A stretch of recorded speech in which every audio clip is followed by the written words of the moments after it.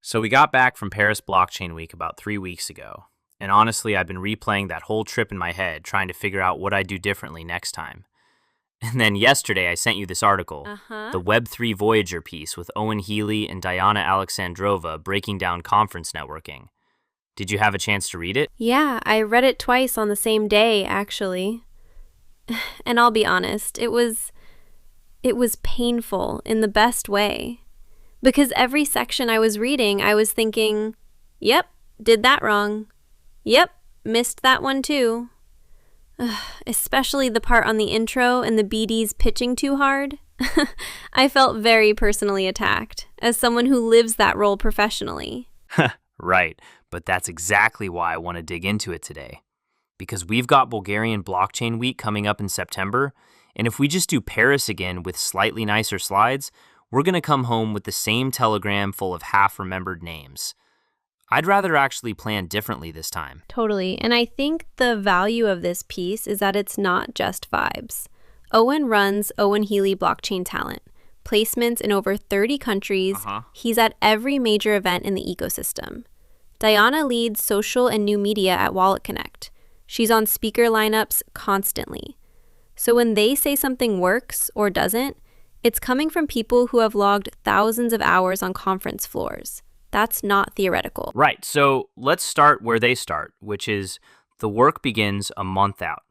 Not the night before, not when you land, a month out. And this is the part I want to call myself out on first. Because for Paris, I genuinely thought I had prepared well. I had a list of people I wanted to meet. I looked at the agenda. I had a vague pitch ready.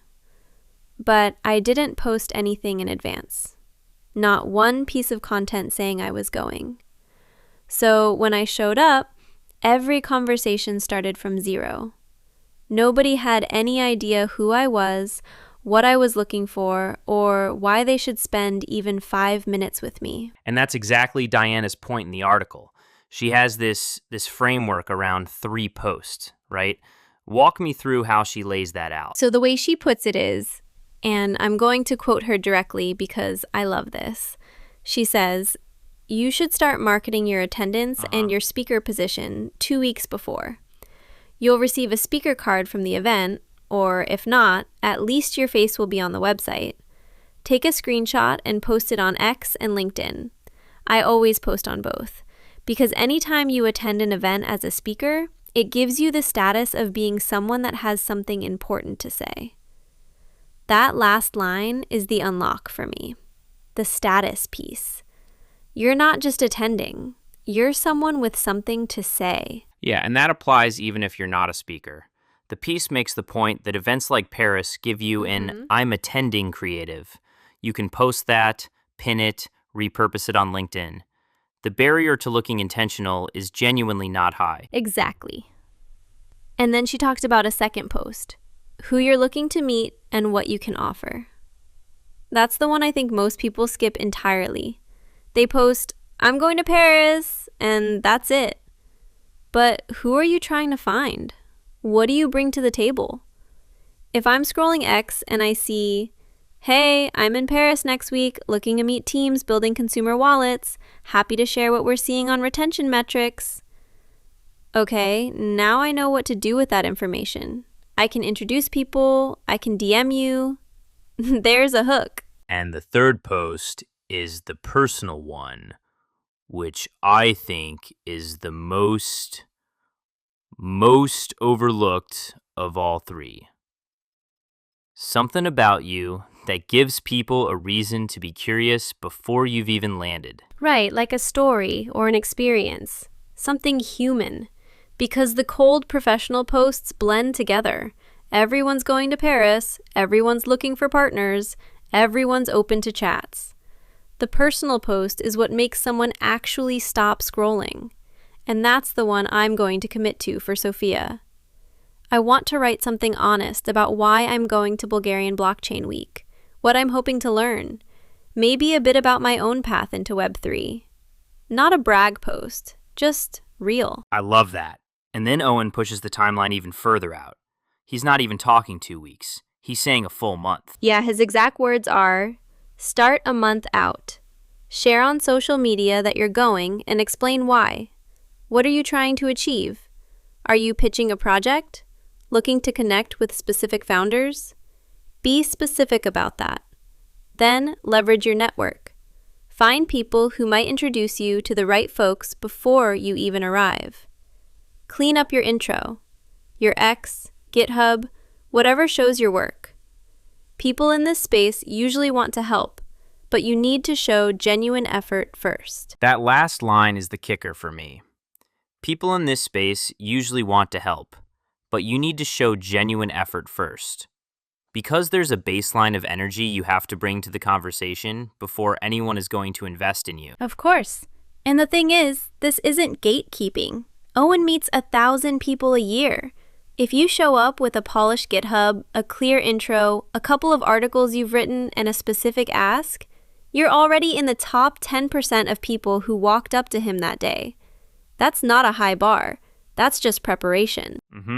And he goes one step further. He talks about actively messaging speakers and founders before the event. Not just posting and hoping, actually reaching out. Yeah, his quote is great. Look at the speaker list, check who's going on, and just message people. Say, hey, I'm looking to build or learn or pitch. Here are my skills. Can we chat? Share articles you've written, GitHub links, anything that shows you're serious. People respond to that. And the kicker is, most people don't do this. So if you do, you're already memorable before you've shaken hands with anyone. Okay, confession time. I did not message a single speaker before Paris. Not one. I had this idea that it was somehow pushy or presumptuous. But reading this piece, I realized I was just being lazy and calling it humility. I see. And I think that's such a common reframe people need. Cold messaging feels uncomfortable, so we tell ourselves it's the polite thing to wait. But the people we want to meet are not sitting at their desks thinking, I hope someone vague and unprepared walks up to me at the coffee station. They're actively hoping someone shows up with a real reason. Right. And the format matters too. A cold DM that says, hey, big fan, would love to chat, is noise. A DM that says, hey, I saw you're speaking on the agent payments panel. I've been working on a related approach for our protocol. Here's a thread I wrote on it. Would love your thoughts in maybe 10 minutes at the event. That's signal. Same person, same time, completely different outcome. So for Bulgarian Blockchain Week, what does this actually look like in practice for you? You're walking out of this conversation. What's your plan? Okay, so concretely. Step 1. I'm pulling the speaker list as soon as it's published, usually 4 to 5 weeks out. Step 2. I'm picking maybe 15 to 20 people who actually align with what we're working on at our company, and I'm sending each of them a personal message. Not a template, a real one. Reference something they posted, something they spoke about, something specific to their work. Step 3. 3 weeks out, I'm posting the I'm going to Sofia post. 2 weeks out, the who I'm looking to meet post. 1 week out, the personal one. And then I'm going to ask a couple of people in my existing network, folks who've been to Bulgarian events before, for warm intros. Just like Owen says. That's a real plan. I'm stealing it. Steal it, please. The plan is honestly the easy part. The discipline to actually execute it. Execute it on a chaotic conference floor is the hard part. Okay, so let's say all of that goes well. You've prepped, you've posted, you've messaged, you land in Sofia, you walk onto the conference floor. Now what? Because this is where I personally fall apart. Right, and this is the section the article calls Your Intro is a Product, which I think is genuinely the most important framing in the whole piece. Because the conference floor is, Owen describes it well, it's a cognitively demanding environment. Everyone's overstimulated. Everyone's tracking who they still need to find. Everyone's running this fast calculation when they meet you.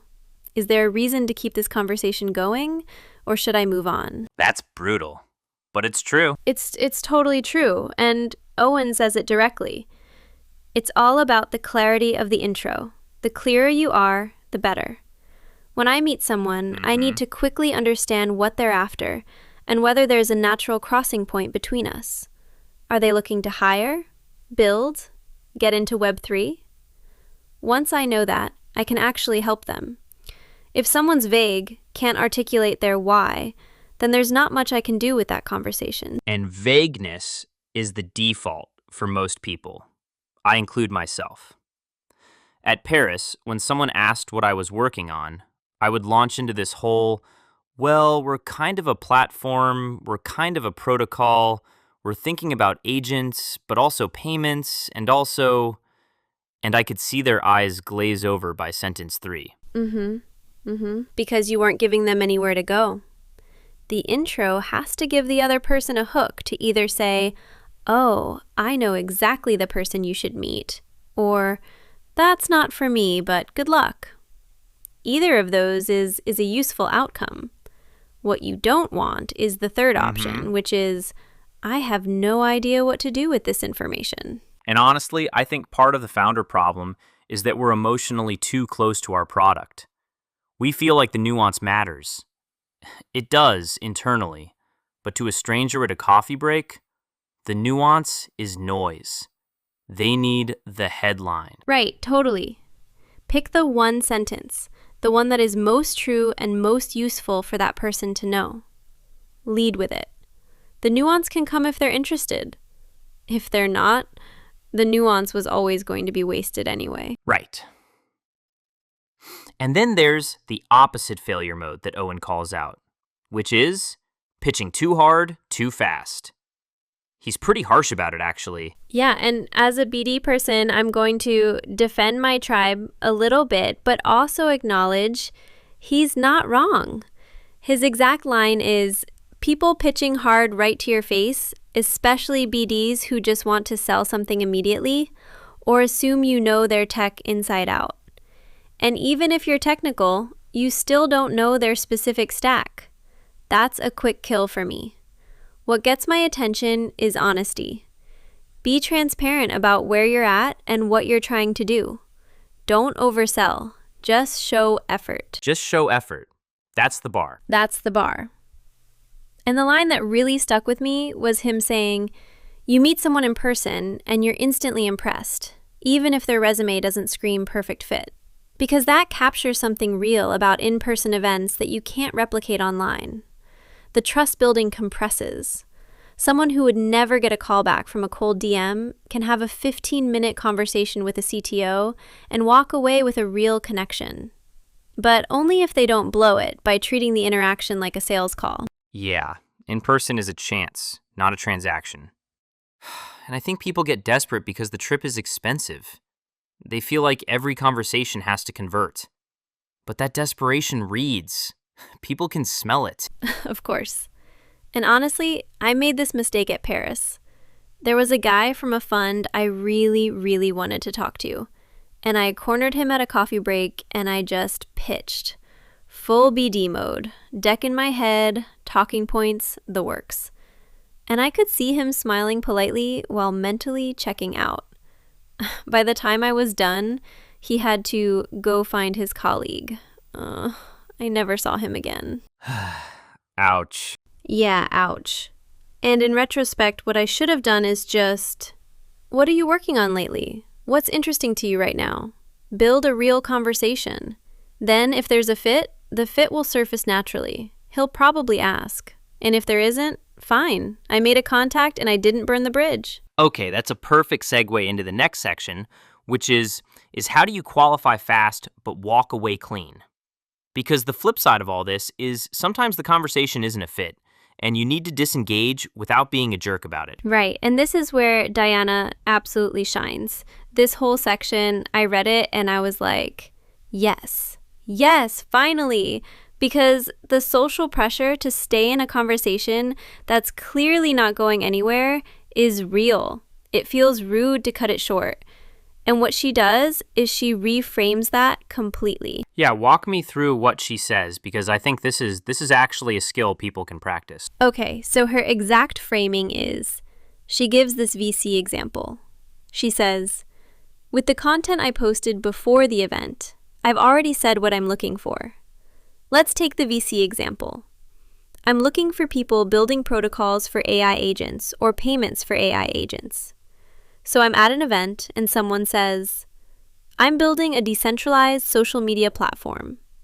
I'll say, that sounds super interesting and I hope it goes super well.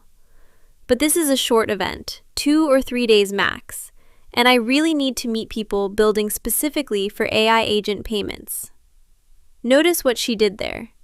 She didn't fake interest. She didn't pretend there was a fit. She just stated reality. And reality, said empathetically, isn't rude. Exactly her point. She actually says it directly. If you say that empathetically, people won't mind. They won't think you're rude or mean. They understand. They pitch a lot too, and they won't take it personally if one person walks away. I would walk in knowing exactly what kind of person I want to meet. And then everyone else, I will very politely say, that sounds awesome. I wish you all the best. I'd love to talk more at a later point. But right now, I really have to find people who are doing XYZ. And just smile and walk away. I love and just smile and walk away. Because the smile matters. The empathy matters. You're not dismissing them. You're respecting both of your time. Yeah, and you know what? I think Dayana, as a woman in this space, has had to develop this skill more than most. Because there's this added pressure on women at conferences to be nice, to not be too direct, to soften every interaction. And she's modeling something that I think a lot of women in Web3 specifically need to see modeled, which is being clear and brief is not unkind. It's actually the most respectful thing you can do. That's a really, really good point, and I want to come back to it, because I do think the social pressure plays out differently depending on who you are. It really does, and I think for me at Paris, I lost probably 4 or 5 hours total to conversations I knew within 90 seconds were not going anywhere. I just couldn't bring myself to extract. And then by day 3, I was burned out, and the people I actually needed to meet, I had nothing left in the tank for them. Right. The hidden cost of staying in the wrong conversation isn't just the wrong conversation. It's all the right conversations you didn't have because of it. Exactly. And the article makes this point. Time spent in the wrong room is time that wasn't spent in the right one. It's zero sum. You can't multitask conferences. You're either with this person or you're not. Okay, so for Bulgaria, concretely, what's your plan for qualifying faster? I'm going to do exactly what Dayana describes. I'm going to walk in with a specific list of who I need to meet. 2 or 3 categories of person max. And I'm going to give myself permission in advance to politely close any conversation that's not in those categories after about 3 to 5 minutes of being friendly. And the way I'm going to phrase it, I've actually been practicing this, is something like, hey, this has been great. I really hope your project goes well, but I'm trying to focus this trip on meeting folks working on X. So let's connect on Telegram and pick this up after the event. That's clean. Nobody walks away from that hurt. Right. And it actually leaves the door open. They might be the perfect connection 3 months from now.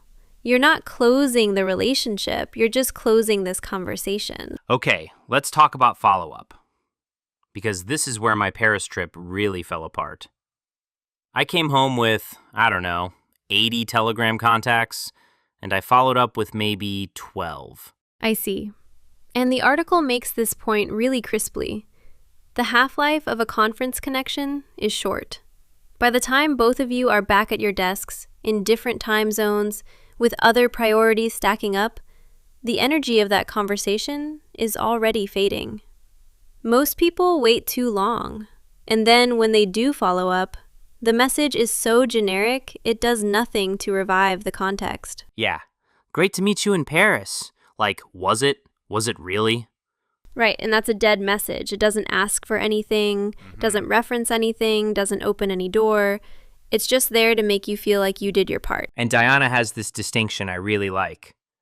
Being remembered is different from being thought about. They're not the same outcome at all. Yes. Her quote on this is, "What makes me remember people is two things. One, they can bring something to me right away. Like, hey, you're at WalletConnect. You mentioned you're looking for a video editor. Let me connect you to my friend." Someone who can bring me some kind of connection right away. And two, I've had people say at the event itself, "I'd love to work with you. Can we book a Calendly call?" If I'm interested, I'll say yes right there. Send me the Calendly. That immediate value piece is so underrated. And it requires you to have actually been listening during the conversation, not just waiting for your turn. Totally. Because you can only refer something useful if you actually heard what the person needs. And a lot of people at conferences are not listening. They're rehearsing their next line in their head.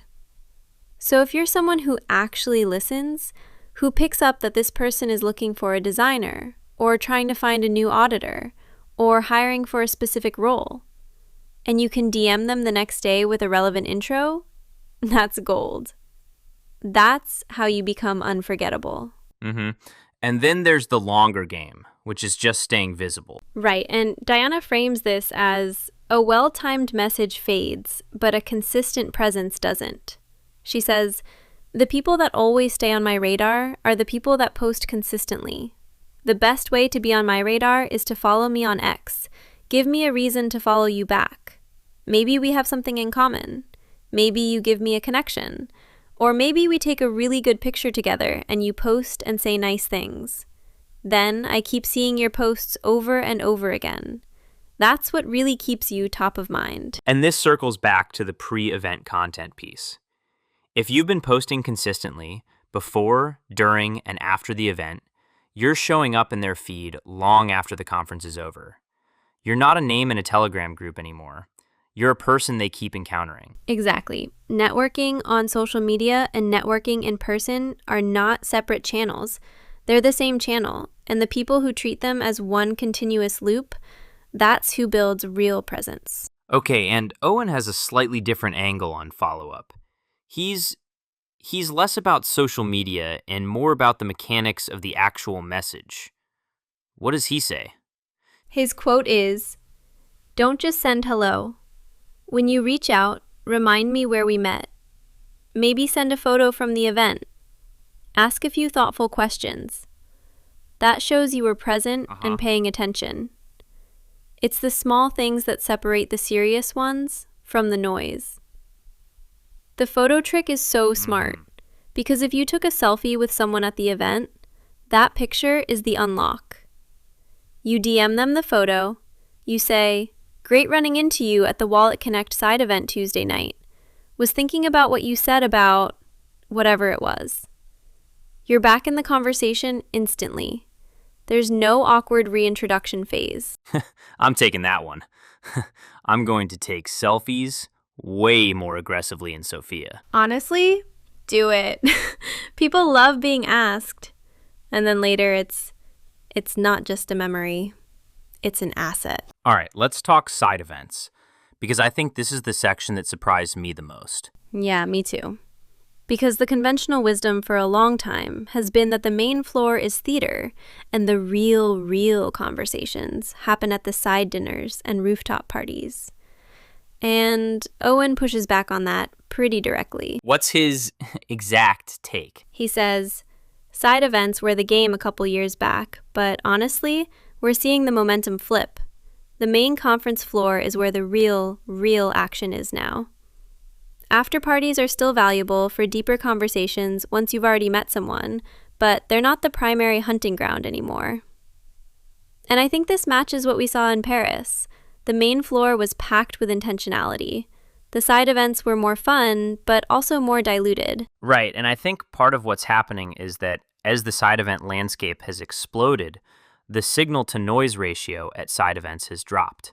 There are now 12 parties on any given night at a major conference. You can't be at all of them, and the quality of who's at any specific one is way harder to predict. Whereas the main floor, everyone is there. If you do your sweep of the main floor properly, you've covered most of the people who matter. And then the side events become layer 2, places to deepen conversations you've already started, not kick them off cold. It's a totally different way of thinking about it, because most people I know front load their energy into the parties and then show up to the main floor depleted. I did that exact thing in Paris. I had a great Monday night dinner, a fantastic Tuesday rooftop, a wild Wednesday after party. And by Thursday on the main floor, I was a zombie. I had nothing left.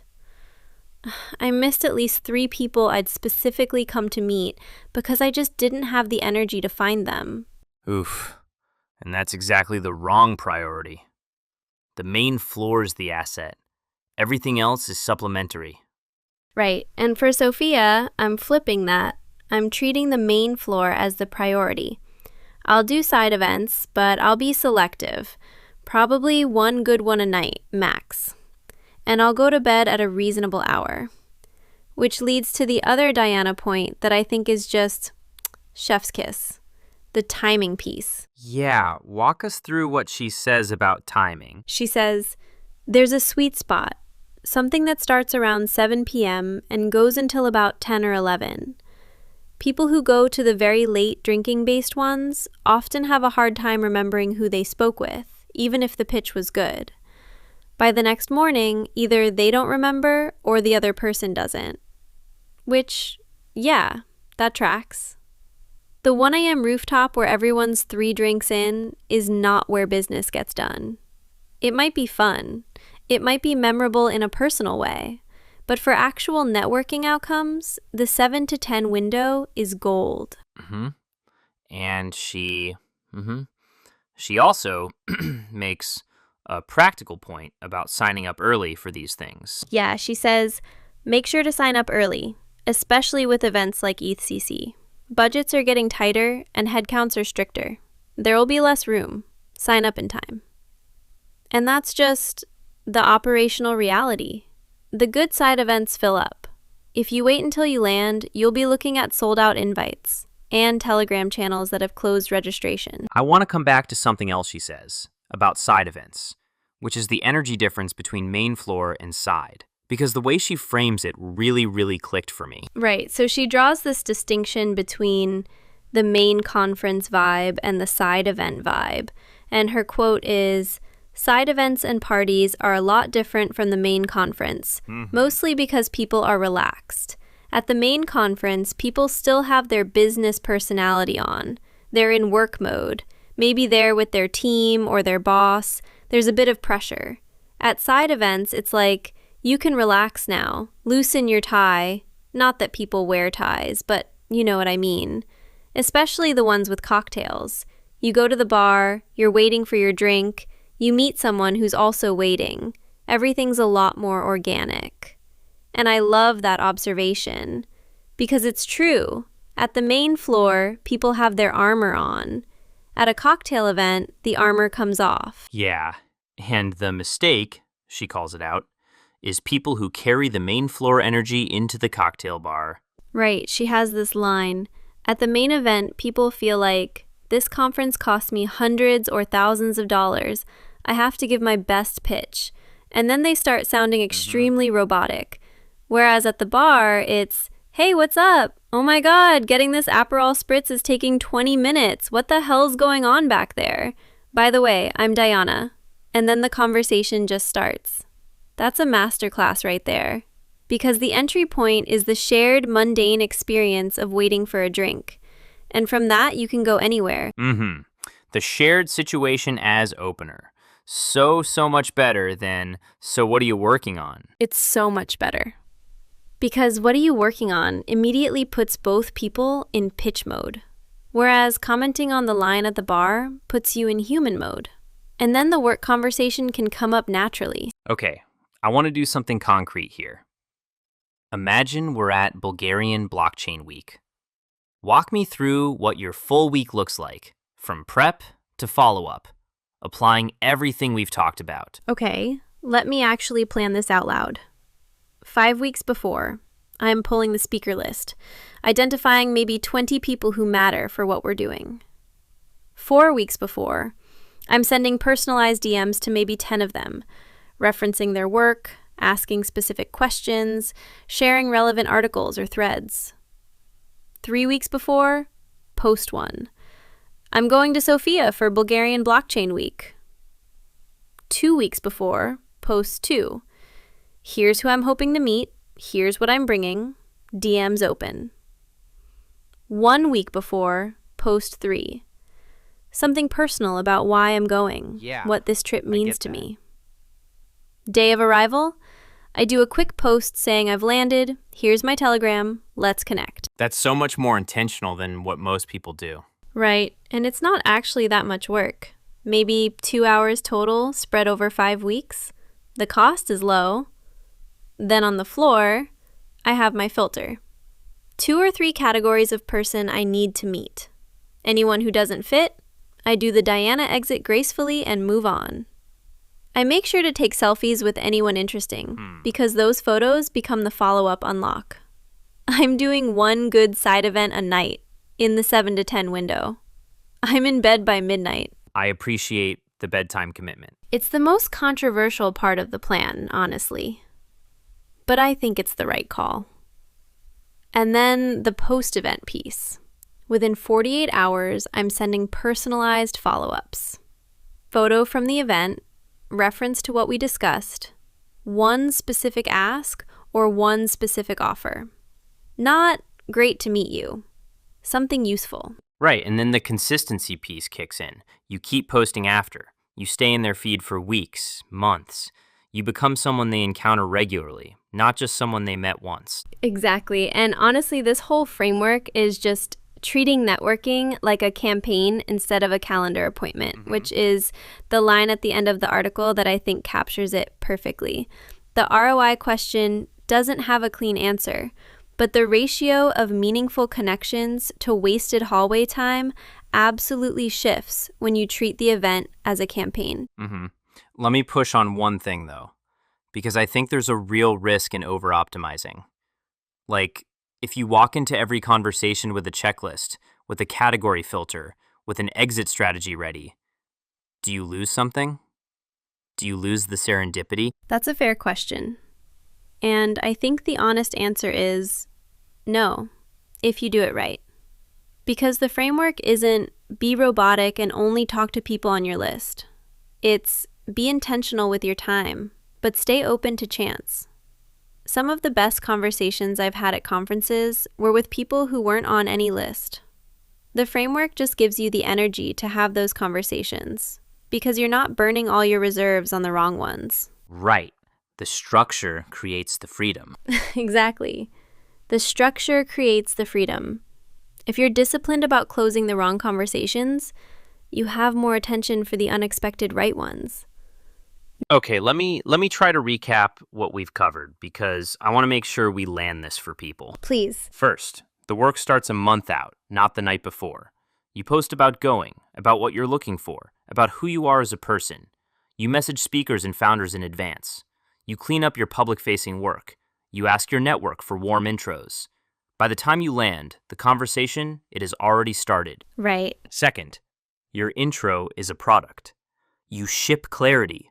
You don't ramble, you don't pitch hard, you just give people enough to figure out whether there's a natural overlap. And you stay honest about what you're working on, because honesty in person creates trust faster than any cold message ever could. And as a founder, you specifically need to fight the urge to add nuance. Lead with the headline. Third, qualify fast and walk away clean. Be specific about who you're trying to meet. Use that specificity to politely exit conversations that aren't a fit. Smile, wish them well, mean it, and move on. You're not being rude.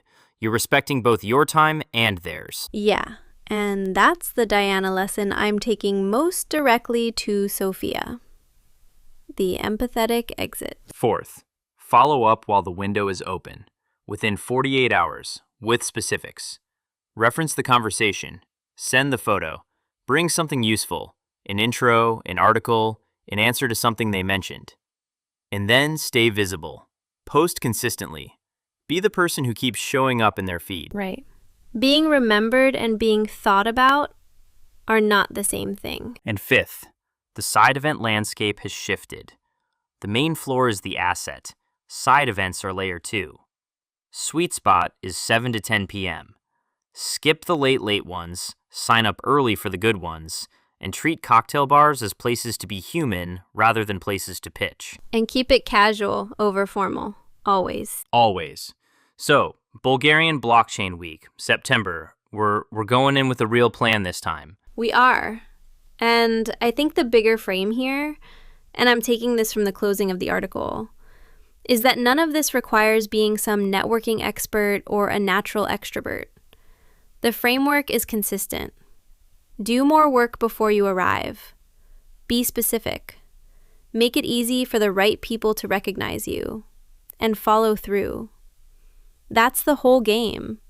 It's not magic. It's just most people don't do it. And the people who do, they get the disproportionate outcomes. The 5 real connections instead of the 80 half-remembered ones. Exactly. Quality over quantity, but actually engineered for, not just hoped for. I want to give a real shout out to Owen Healy and Dayana Aleksandrova for the work behind that piece. Because honestly, this is the kind of practical operator wisdom that's hard to find in this space. Most networking advice is either generic LinkedIn stuff or just vibes. This was specific, lived in, and immediately actionable. Totally. And shout out specifically to Dayana. As a woman in BD in this space, seeing someone model that level of clarity, that level of, I know what I'm here for, and I will respectfully exit anything else, it's the kind of thing I needed to see modeled. So genuinely, thank you, Dayana. Yeah, and Owen, the recruiter perspective is so valuable because he sees both sides. He sees the people pitching badly, and he sees the people who are getting hired. And he can tell you exactly what separates them.